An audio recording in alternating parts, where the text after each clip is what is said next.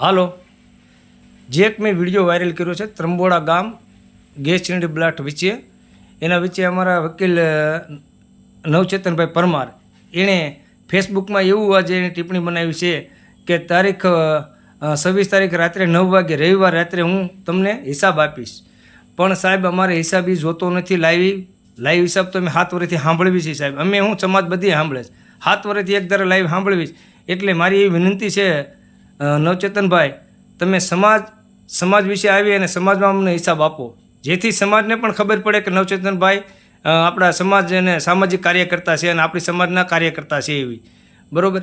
એટલે નવચેતનભાઈ તારીખ 29 બુધવાર બપોરે 11 વાગે આપણે શીતલ રોડ ઉપર જે આપણી સમાજવાળી રહે ત્યાં આવી અને 1 કલાક હાજરી આપી જે કાંઈ તમારા કામ હોય પડતા કરી સમાજની વિશે આવી સમાજમાં તમે હિસાબ આપો. બરાબર? અને જે કાંઈ તમારા કામ છોડી અને તમે આવો સમાજ વિશે આવી અને જે સમાજવાળીની અંદર આપણે વાત કરો. અને જો તમે બુધવારે 29 તારીખે ન આવ્યા તો અમે એવું વિચારીશું સાહેબ કે સમાજમાં તમે આવી રીતે જ બધાને આશ્વાસન આપી સમાજના જ પૈસા ખાવ છો અને સમાજને જ હેરાન કરો છો. એના માટે સાહેબ મારી વિનંતી છે નવચેતનભાઈ, તમે બુધવાર 29 તારીખે 11 વાગે આપણે જે સમાજવાળી રહે ત્યાં આવી અને 1 કલાકનો ટાઈમ કાઢી અને અમારો જે કંઈ હિસાબ હોય એ સમાજની વિશે હિસાબ તમે આપો એવી મારી વિનંતી છે નવચેતનભાઈ. જો તમે નહીં આવો તો હું અને સમાજ આપણી બધી સમાજ એવું વિચારી લેવું કે નવચેતનભાઈ ખોટા છે.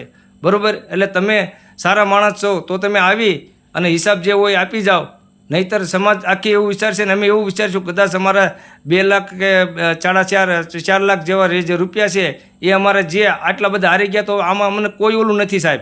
પણ કોઈ પૈસાની કિંમત નથી. તમે આવી અને તમે સમાજ સેવા કરો છો, સમાજની અંદર આવી અને હિસાબ આપો સાહેબ, આવી મારી વિનંતી છે. એટલે બુધવાર 29 તારીખ 11 વાગે આવી અને સમાજની વિશે તમે અમને હિસાબ જે કાંઈ હિસાબ તમારી પાસે પુરાવો હોય એ પુરાવો આપો સાહેબ, એવી મારી વિનંતી છે. જય ભીમ.